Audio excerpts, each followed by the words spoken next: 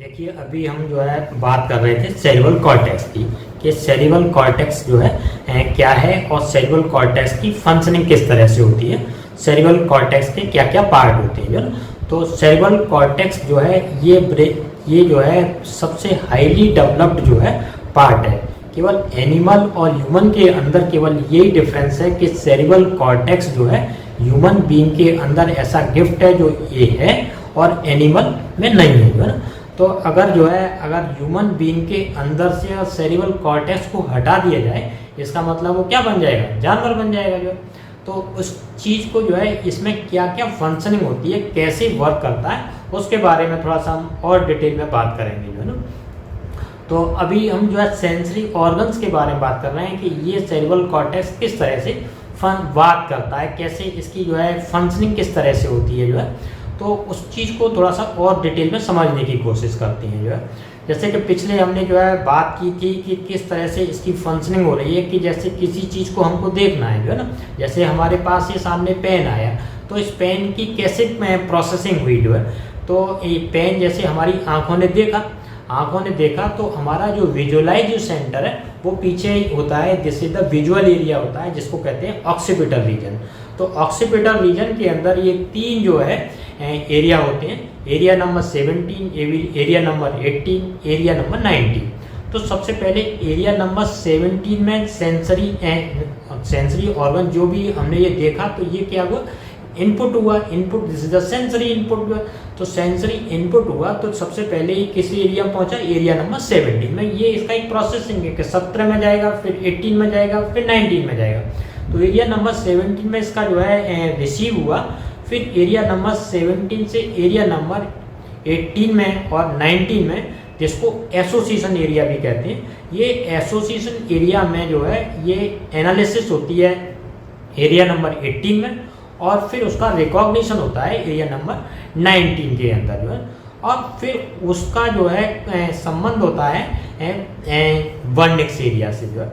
Wernicke's area is the dictionary of the brain जो है, इसको जो है क्या कहते हैं, डिक्शनरी ऑफ द ब्रेन कहते हैं। या यहीं पे इसी को कहें कि दिस इज द जो समझ जो हमारी डेवलप होती है, जो कंप्रिहेंशन, जो चीज़ों को कंप्रिहेंड करती हैं, चीज़ों को समझते हैं, ये भी जो है एरिया नंबर ये जो है वर्निक्स एरिया में डिकोडिंग कहें या डिक्शनरी कहें या कंप्रिहेंशन कहें, more right word is comprehension, कि यहाँ पे कंप्रिहेंशन होता है, चीज़ों की समझ आती है। जो इनपुट हुआ तो वहाँ पे इसकी जो है समझ डेवलप होती है कि ये जो है ये क्या चीज़ है, जो हमारे जो है रिकॉग्निशन होकर के वहाँ से डिक्शनरी से राइट जो वर्ड उठाया गया कि दिस इज द पेन। तो ये पेन जो है तो ये हमारे जो है डिक्शनरी से निकल गया है जो ना। तो इस डिक्शनरी से फिर अब इसको बोलना कैसे है, डिक्शनरी में से अगर ये सब तो निकल आया है, इसको बोलना कैसे है, तो फिर ये इसके लिए होता है ब्रोका एरिया जो है ना। तो ब्रोका एरिया के पास फिर ये ट्रांसफर होता है। ब्रोका एरिया जो है is the speech of the centre. वहाँ से फिर जो है इसके लिए अब बोलने के एक पूरा प्रोसेस है, कैसे जो है हमारे जो है जितना हम समझ नहीं पाते हैं कि बोल कैसे हैं, लेकिन इसके पीछे बहुत बड़ी लंबी प्रोसेसिंग है जो है, इन्वॉलेंट्री अपने आप में प्रोसेसिंग चल रही है जो है ना। तो यहाँ पे फिर जो है speech area, this is the Broca area. Broca area से पूरा एक प्रोग्रामिंग जो होती है वो आती है। वो प्रोग्रामिंग जो है मोटर नर्व के थ्रू जो है डाउनवर्ड जो है, जैसे बोलने की प्रक्रिया क्या होती है, पहले हमने जो है जब सांस निकालेंगे तो तभी बोल पाएंगे। सांस इनहेलेशन करने में ड्यूरिंग द रेस्पिरेशन के इनहेलेशन प्रोसेस में जो है हम बोल नहीं सकते जो है। तो जब पहले सांस को अंदर लंग्स में अंदर भरेंगे, भरने के बाद जो है उसको फोर्सफुली बाहर निकालेंगे तो एक आवाज़ क्रिएट होती है, दिस इज कॉल्ड फोनेशन। तो एक तो इसके अंदर फोनेशन होता है ना। फिर ऊपर से जो है हमारे सेरिब्रल कॉर्टेक्स से प्रोग्रामिंग जो आई वो जो है मोटर नर्व के थ्रू जो है, और ब्रेन के जो है medulla oblongata, that is called brain stem, और वहाँ से इसकी फिर जो है प्रॉपर एक मूवमेंट ऑफ द वर्ड जो है, मूवमेंट ऑफ वर्ड निकलनी है। वर्ड कैसे निकलेंगे, उसमें एक मूवमेंट का पैटर्न होना चाहिए जो है। एक आवाज़ तो क्रिएट होगी, उस आवाज़ को वर्ड में बदलने का काम soft palate, tongue and lips का है ना, तब जाकर के वो प्रॉपर वर्ड्स में निकले पाए। इसके साथ में कोऑर्डिनेशन का काम जो है सेरिबेलम करता है।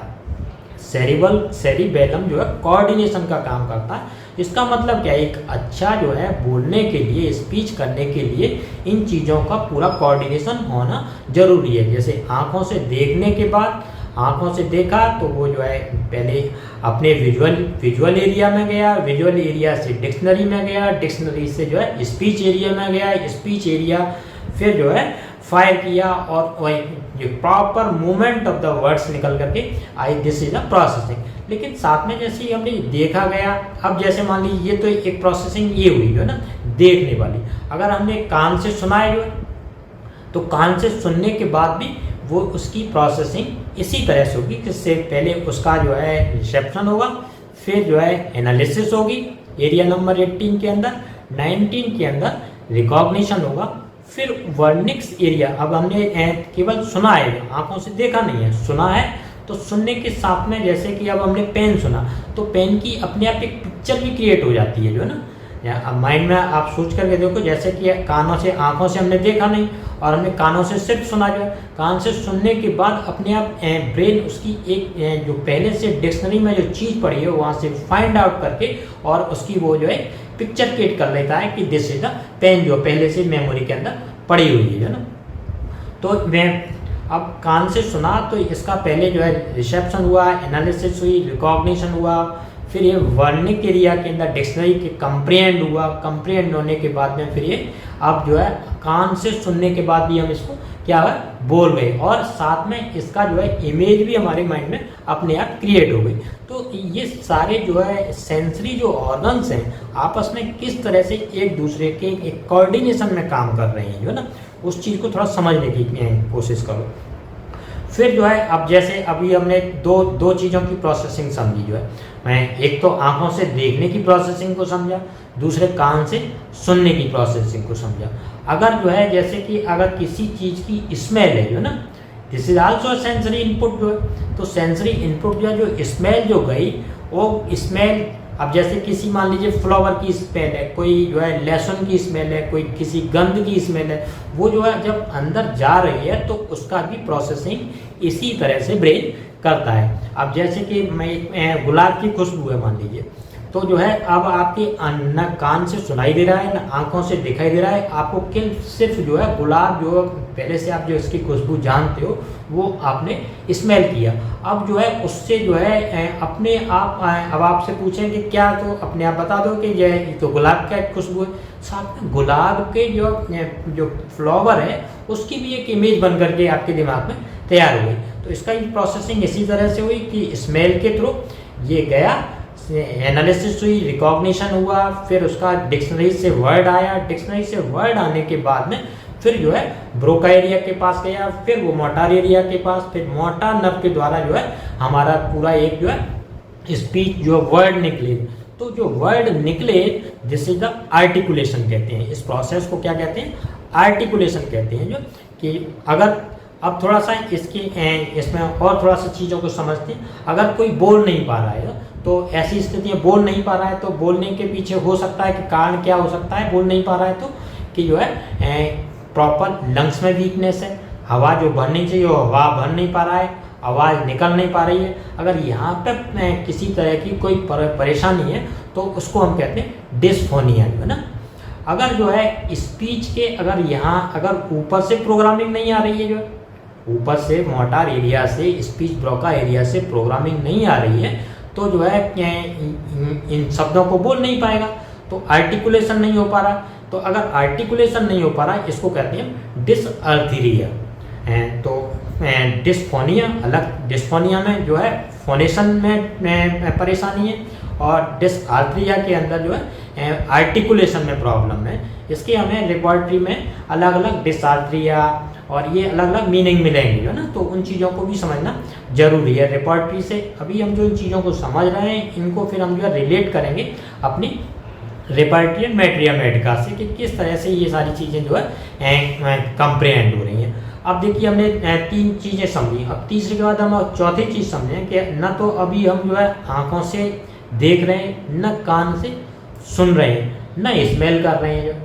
ये तीनों अगर केवल आपको टच कराया जाए कोई चीज़ जो है, आप जैसे कोई चीज टच की जाती है जिसको आप जानते हैं टच किया है, तो और ये सारे सेंसेस आपके बंद कर दिए जाएं तो तब भी एक पूरी प्रोसेसिंग जो है कि ये फाइन है, ये जैसे अब मेरे को पता है कि दिस इज द पेन, अगर आँख कान ये सब चीज़ बंद कर दी जाए फिर भी अगर इसको पकड़ेंगे तो इसकी प्रोसेसिंग माइंड के अंदर इसी तरह से, इसको कहते हैं प्रोप्रियोसेप्शन जो है ना, कि ये सेंसरी इनपुट के थ्रू जाएगी सेरेब्रल कॉर्टेक्स तक, जिसका कॉन्शियस लेवल जो है तक जाएगी, सेंसरी इनपुट होगा और सेंसरी इनपुट होने के बाद में इसकी जो है वर्निक्स एरिया, फिर ब्रोका एरिया, इसको हम बोल भी सकते हैं, विजुलाइजेशन भी कर सकते हैं और सुन भी सकते हैं। इस तरह से एक माइंड एक प्रोसेसिंग का काम करता है। अब थोड़ा सा जो है हमने दोनों चीज़ों के बारे में भी जो है समझने की कोशिश करी कि फोनेशन क्या होता है और जो है डिसफोनेशन क्या होता है, आर्टिकुलेशन क्या होता है और डिसआर्थरिया क्या होता है।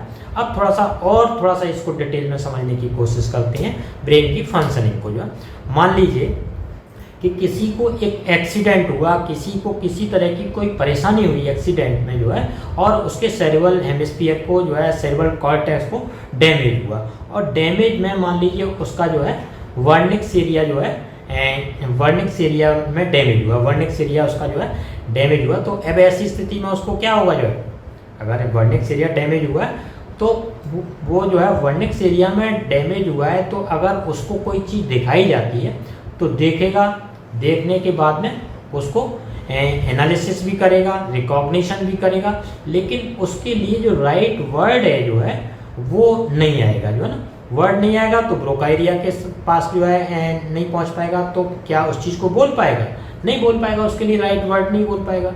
और अगर मान लीजिए जैसे कि जो है अगर ब्रोका एरिया को अगर किसी तरह का कोई डैमेज हुआ है तो ब्रोका एरिया में डैमेज होने की वजह से जो है उसकी इस वर्ड को जो है अच्छी तरह से निकाल नहीं पाएगा। अब इसको थोड़ा सा हम दूसरी तरह से समझते हैं।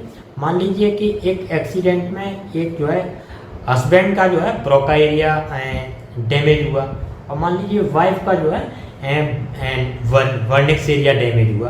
अब दोनों किस तरह से आपस में कोऑर्डिनेट करेंगे, जो है ना, तो देखो जो है जिसका जो है वर्निक्स एरिया डैमेज हुआ है तो वो चीज़ों को क्या करेगा, वो चीज़ों को देखेगा, सुनेगा, समझेगा, लेकिन उस चीज़ की समझ नहीं डेवलप होगी, उसके लिए राइट वर्ड नहीं आएगा उसके लिए, जो है ना। तो ऐसे जब राइट वर्ड नहीं आएगा तो जो है ब्रोका एरिया के पास नहीं जाएगा, तो वो प्रॉपर जो है फोनेशन नहीं प्रॉपर जो है उसके लिए जो है वर्ड जो है निकाल पाएगा, वो नहीं निकाल पाएगा। तो ये कुछ ऐसी डिफरेंट फॉरेन लैंग्वेज में बात करेगा जो कि जो उस चीज़ के लिए जो वर्ड है वो चीज़ वर्ड के जो है ये चीज़, वो पेशेंट क्या कहेगा कि मेरे चीज़ों को देखता हूँ, मैं चीज़ों को सुनता हूँ, तो मैं चीज़ों को समझ नहीं पाता हूँ कि है क्या चीज़, इसके लिए नाम नहीं निकाल पाता। जो है मेरे को पता है कि दिस इज अ पेन, लेकिन मैं इसके लिए उसको जो है निकल के नहीं आता है कि जो है क्या है। अगर जिसको ब्रोका एरिया में जो है अगर प्रॉब्लम है वो क्या कहेगा कि उसे जो दिखाई दे रहा है, जो सुनाई दे रहा है, उन चीज़ों को कॉम्प्रिहेंड तो कर रहा है, समझ तो रहा है, लेकिन उसको मैं वर्ड में बोल नहीं पा रहा है ना। तो इसकी जो है इस वजह से ये क्या कहेगा, धीरे धीरे बोलना कम हो जाएगा इसका जो है, और इसकी जिसको जो है ब्रोका एरिया में जो है तो उसकी समझ रहा है, पूरा कॉम्प्रिहेंड तो कर रहा है, लेकिन उस चीज़ को बोल नहीं पा रहा है, जो है ना। अब देखिए थोड़ा सा और इस चीज़ को थोड़ा सा डिटेल में समझते हैं कि जो हमारा जो सेरेब्रल कॉर्टेक्स है, this is the functional part of the body, है ना। यहाँ पे सब पूरे शरीर के क्या है, फंक्शनल पार्ट है, जो ना। तो यहाँ पे जो है फंक्शनल पार्ट है, तो उस चीज़ को ज़्यादा अहमियत दी गई है जो चीज़ जो है ज़्यादा काम करती है, जो है ना। और जैसे कि अब इसको थोड़ा सा डिकोडिंग इस तरह से समझने की कोशिश करें कि जैसे कि हमारे ट्रंक की मसल्स हैं, जो है जिससे चेस्ट की मसल्स हैं, जो है ना, और एक हमारे बोलने की मसल्स हैं, जो है ना। तो जैसे चेस्ट का मूवमेंट कम है जो, तो इसका ब्रेन के अंदर एरिया भी कितना है, कम है, जो है ना। और जैसे हमारा बोलने का काम ज़्यादा रहता है, स्पीच का ज़्यादा काम रहता है, तो हमारे जो है सेरेब्रल कॉर्टेक्स के अंदर जो है उसका एरिया ज़्यादा होगा, जो है ना, स्पीच एरिया बड़ा होगा, उसका ब्रोका एरिया बड़ा होगा। अगर जिसका दिमाग का काम है ज़्यादा, जिसके कॉम्प्रिहेंशन ज़्यादा है, जो चीज़ों को समझ जल्दी लेता है, उसके अंदर क्या किस चीज़ का ज़्यादा डेवलपमेंट हो, वर्निक्स एरिया का। तो जो सेरेब्रल कॉर्टेक्स का जो है, सेरेब्रल कॉर्टेक्स में जो राइट एंड लेफ्ट में सेरेब्रल हेमिस्फीयर है, यहाँ पे भी जो है इसमें जो है वो एक डोमिनेंट पार्ट होता है, एक जो है नॉन डोमिनेंट पार्ट होता है। देखिए एक चीज़ को थोड़ा सा और समझें कि जो है लाइफ जो है जहाँ से स्टार्ट हुई, जो है जहाँ से जो है लाइफ स्टार्ट हुई और जैसे जैसे डेवलपमेंट हुआ उस तरह से यहाँ पे कोऑर्डिनेशन होना बहुत ज़रूरी है। जो कोऑर्डिनेशन किस तरह से कि एक चीज़ डोमिनेंट रहेगी तो दूसरी चीज़ नॉन डोमिनेंट रहेगी। जैसे कि जो अगर हम इस चीज़ को डीएनए लेवल पर समझें, तो जैसे लाइफ प्रोसेसिंग में डीएनए लेवल पर समझें, तो देखो आपने देखा होगा, थोड़ा सा जेनेटिक्स की साइड में आप जो है ध्यान दें कि डीएनए का जो मॉलिक्यूल जो ऑर्गेनाइज हुआ है ना, डीएनए के जो स्ट्रैंड्स जो ऑर्गेनाइज हुए उसमें देखें तो वहाँ पे जो पहला जो डीएनए का जो स्ट्रैंड का जो फॉर्मेशन होता है वो 5 to 3 एंड फॉर्मेशन होता है, पहले 5वें एंड से तीसरे एंड तक। जब दूसरा उसका जो है एंटी पैरेलल जो है डीएनए का जो है हेलिकल जो स्ट्रक्चर फॉर्मेशन होता है उसकी फॉर्मेशन 3 to 5 एंड होती है। तो यहाँ एक डोमिनेंट एक नॉन डोमिनेंट, इसी तरह से परिवार में भी एक डोमिनेंट एक नॉन डोमिनेंट।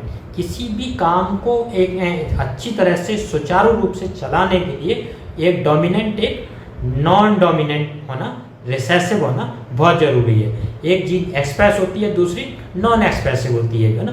तो इस तरह से जो है हर जगह पे अगर किसी एक इंडस्ट्री को, किसी एक जो है किसी चीज़ को, जैसे हर जगह मेल है तो फीमेल है, ज़्यादा काम है तो कम काम है, और 5 to 3 एंड है तो 3 to 5 end of the DNA का डेवलपमेंट है। तो एक अच्छा सुचारू रूप से किसी भी चीज़ को चलाने के लिए एक चीज़ डोमिनेंट होती है तो दूसरा नॉन डोमिनेंट पार्ट होता है उसका। इसी तरह से हमारे सेरेब्रल कॉर्टेक्स के अंदर भी जो है दोनों सेरेब्रल हेमिस्फीयर एक जैसे नहीं होते हैं। यहाँ पे भी एक सेरेब्रल हेमिस्फीयर डोमिनेंट होता है तो दूसरा नॉन डोमिनेंट पार्ट होता है जो ना। तो इस अब देखो जो है, अब जैसे कि ऐसा कैसे पता लगा, जब जो है साइंटिस्ट दिमाग को खोलते थे, देखते थे एक ब्रेन का एक सेरेब्रल हेमिस्फीयर बड़ा है, एक छोटा है, एक सेरेब्रल हेमिस्फीयर डोमिनेंट है, एक दूसरा नॉन डोमिनेंट है। जो जैसे कि जो है जो पर्सन राइट हैंडेड जो पर्सन्स हैं, वो राइट हैंडेड पर्सन्स जो है उसका डोमिनेंट पार्ट कौन सा होता है ब्रेन का, जो है लेफ्ट ब्रेन डोमिनेंट होता है।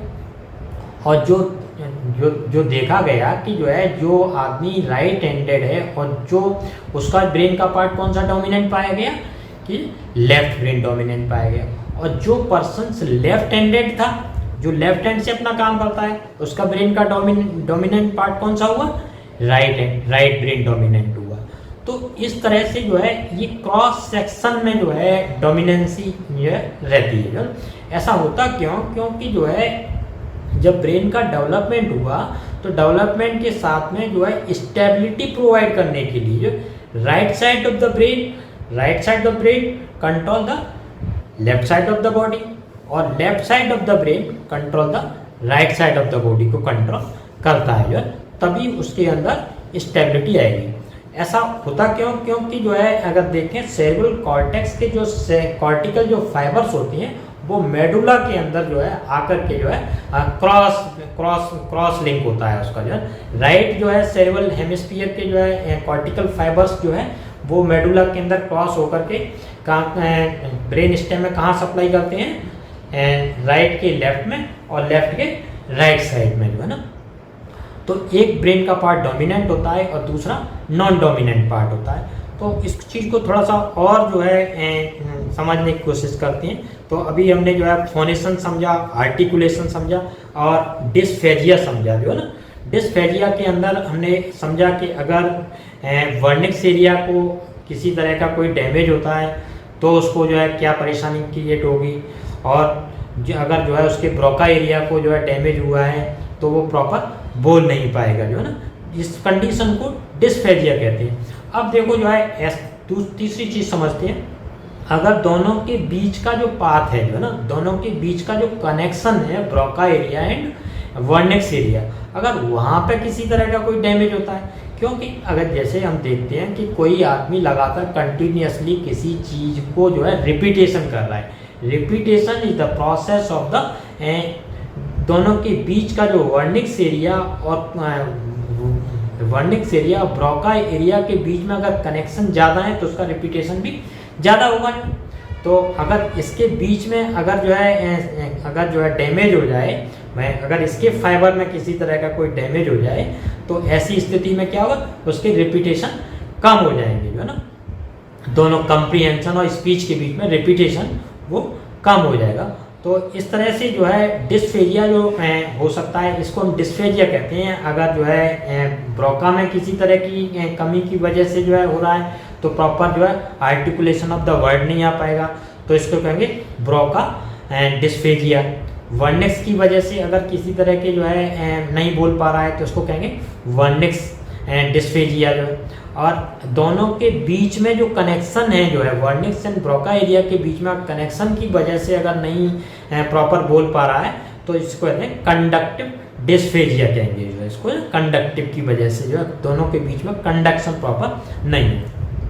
एक चीज़ को और थोड़ा सा समझते हैं कि जो हमारा जो वर्निक्स एरिया है, वर्निक्स एरिया के जस्ट जो है एडजेसेंट में जो है वर्निक्स एरिया के जस्ट जो है बगल में अगर किसी तरह का कोई डैमेज हो जाए तो जो है वहाँ से एक अलग तरह की जो है परेशानी क्रिएट होती है। जो है वो किस तरह की होती है, पहले उसका काम समझते हैं कि जो है वर्निक्स एरिया की जस्ट एडजेसेंट में जो है साइड है, अगर वहाँ पे किसी तरह का डैमेज होता है तो क्या परेशानी क्रिएट होती है। तो उसका पहले फंक्शन समझते हैं, उसका काम क्या है जो है वर्निक्स एरिया के जस्ट बगल में जो है डैमेज होने का। वो जो है किसी चीज़ के लिए जो है राइट जो है इनिशिएशन जो वर्ड है वो वहीं से निकल के आता है ना।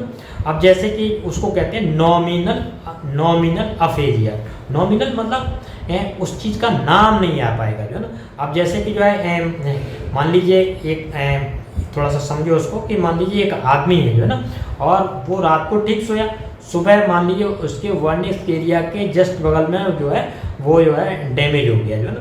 तो वहाँ से अब जो है वो उससे पूछा कि ये क्या चीज़ है। अब इसको हो सकता है कि वो बोले कि दिस इज द हाथी बोले, घोड़ा बोले हैं, और समथिंग एल्स कुछ भी अलग से बोले कि ये नहीं है, ये तो ये है ना, ये तो ये हाथी है कहे या घोड़ा है। तो फिर इससे पूछा इसका काम क्या कह रहा है, ये काम जो है लिखने का करता है, राइटिंग का काम करता है। इसका मतलब क्या है कि वर्निक्स एरिया के जस्ट बगल वाला एरिया वहाँ पे डैमेज हुआ है, जो है ना। वहाँ के डैमेज की वजह से वो किसी चीज़ का राइट जो है वर्ड जो है इनिशिएट नहीं कर पा रहा, राइट वर्ड नहीं बोल पा रहा। This is called nominal aphasia. लेकिन उसकी फंक्शनिंग क्या है, उसका काम क्या है, तो उसका काम बता रहा है कि जैसे इसका काम लिखने का काम है, राइटिंग का काम है। तो इसका मतलब क्या है, उसकी जो परेशानी जो हुई है, जो डैमेज हुआ है, वो कहाँ पर डैमेज है, यहाँ पे डैमेज है उसके जो है वर्निक्स एरिया की जस्ट एडजेसेंट में, जो है ना। तो इस सारी चीज़ को कंप्रीहेंड करने के बाद में जो हमने नॉमिनल अफेरिया को भी समझा कि नॉमिनल अफेरिया इस तरह का होता है, और ब्रेन की डोमिनेंसी को भी समझा, right brain and left brain. अब जैसे थोड़ा सा और इसको थोड़ा सा डिटेल में समझते हैं जो है। अब देखिए जो है राइट ब्रेन और लेफ्ट ब्रेन के बीच में हमने देखा कि जो है एक कोऑर्डिनेशन होता है, कोऑर्डिनेशन से ही सारी चीज़ें चलती हैं, जो है ना। और अगर जो है अगर ऐसा मान लीजिए किसी तरह का अगर जो है इस तरह की परेशानी क्रिएट हुई है जिसमें कि जो है इस एरिया को ब्लड की सप्लाई कम हो पा रही है, जो है ना, वाटर शेड हो गया है, इसको कहते हैं वाटर शेड। जो है किसी तरह का कोई जो है सेरिब्रल आर्टरी के अंदर इम्बोलाई डेवलप हो गया है, सेरिब्रल आर्टरी जो है प्रॉपर ब्लड को लेके नहीं आ पा रही है वहाँ तक जो है सेवन। तो ऐसी स्थिति में जो है इनके फंक्शन क्या हो जाएंगे, सबके सब पूरा जो है फंक्शन जो है वर्निक्स एरिया और दोनों के बीच में वर्निक्स एरिया ब्रोका एरिया के बीच में जो कनेक्शन है, this is called vesicular pathway, जो है ना। तो उसके बीच में कनेक्शन और जो है ब्रोका एरिया, यहाँ पे ब्लड की सप्लाई कम हो रही है, न्यूट्रिएंट कम मिल पा रहे हैं, तो ये पूरा का पूरा क्या हो जाए, ग्लोबल अफेरिया डेवलप हो जाएगा। इसको पूरा का पूरा क्या कहेंगे, ग्लोबल अफेरिया कहते हैं। तो जो मोटर प्रोग्रामिंग जो आ रही है, जो सेरेब्रल कॉर्टेक्स से डेवलप हो रही है, इसमें केवल सेरेब्रल कॉर्टेक्स ही नहीं होती है, इसमें एक बहुत बड़ा पार्ट जो है बेसल गैंग्लिया का भी होता है। बेजल गैंग्लिया जो है वो इसके अंदर जो है टोन एंड पोस्चर को प्रोवाइड करता है, ना बॉडी का जो बोलने में टोन एंड जो पोस्चर आता है, वो टोन एंड पोस्चर कहाँ से आता है? बेजल गैंग्लिया से आता है, जो ना। तो अगर देखो अगर थोड़ा सा बेजल गैंग्लिया को और थोड़ा सा बाद में समझेंगे बेजल गैंग्लिया का क्या है, लेकिन अभी थोड़ा सा इतना देख लें कि bezel ganglia is the responsible for the tone and posture को जो है मैनेज करता है।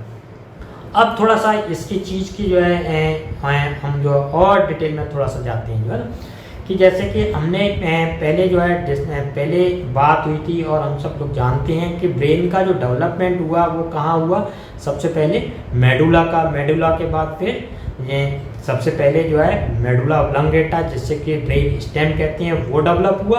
उसके बाद फिर जब हम एक कॉलोनी में रहने लगे, जैसे कि एनिमल जो है पहले एक अकेला रहता था, फिर एक कॉलोनी उसकी डेवलप हुई, तो इस तरह से उसकी इमोशंस का लेवल भी बढ़ा, जो है। तो हमारे जो मेडुला के जो है जो मेनली जो है इमोशंस हैं, वो इमोशंस हैं anger and fear. Anger and fear is the main. फिर जैसे जब कॉलोनी के अंदर जब हम रहने लगे, जब एक एनिमल्स जो है डोमेस्टिक एनिमल में कन्वर्टेड हो गया, एक एनिमल जो है अपना पूरा एक झुंड बना करके रहने लगे, तब इसका इमोशनल पार्ट डेवलप हुआ। तो सबसे बेसिक जो इमोशन है, सबसे जो है लोअर इमोशन है, वो कहाँ पर है? हमारे मेडुला ऑब्लंगेटा या ब्रेन स्टेम के अंदर है। That is the fear and anger, these are the basic emotions, जो है ना। फिर और इमोशंस से इनसे थोड़ा सा और ऊपर गए, तो फिर जो है इमोशंस जो है कहाँ पे आई है? जो मिड ब्रेन में आई, जो है मिड ब्रेन का जो है इमोशनल पार्ट है, जो है ना। और दिस इज द, फिर उससे और ऊपर गए तो this is the consciousness develop हुई, जो कि केवल एनिमल्स के पास है। This is the cerebrum. अब देखो तो सेरिब्रम जो है, cerebrum is the seat of consciousness, चीज़ों को समझने की जो है सीट है, जो है ना।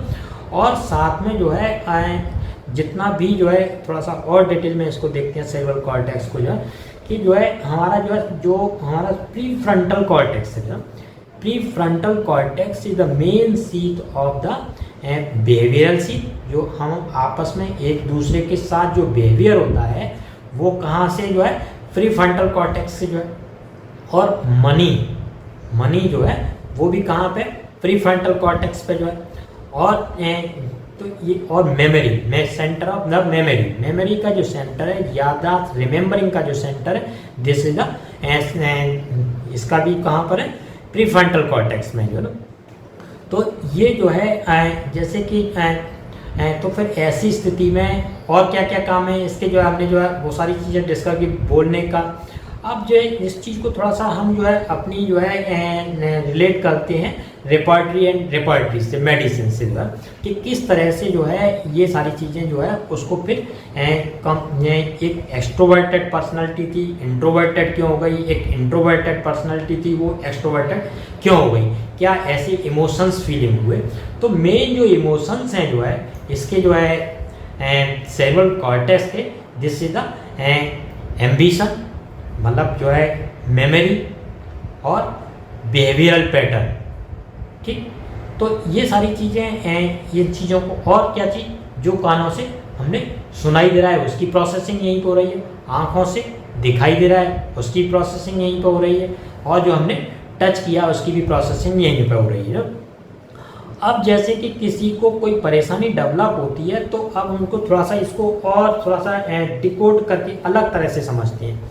कहने का मतलब क्या है कि हमारे शरीर के हर पार्ट का क्या है? ब्रेन है, एक फंक्शनिंग पार्ट है, वो कहाँ पर है? सेरेब्रल कॉर्टेक्स में। तो इस चीज़ को समझने के लिए हम थोड़ा सा और इसको थोड़ा सा डिटेल में जो है बात करते हैं, वो जो है डिटेल में बात करेंगे, तो उसको जो है एक एग्जाम्पल से लेकर के थोड़ा सा समझते हैं। उसके लिए एक हमारे पास थ्योरी है, that is called German new medicine, GNM theory, जो है ना, जो कि उसके बारे में हम थोड़ा सा और डिटेल में बात करेंगे, जो है। तो उसको फिर हम जो है आज यहीं पर बंद करते हैं, कल फिर उसको फिर डिटेल में लेते हैं कि GNM से हम इसको किस तरह से जोड़ना है, जो है ना, ठीक है। चलो आज के लिए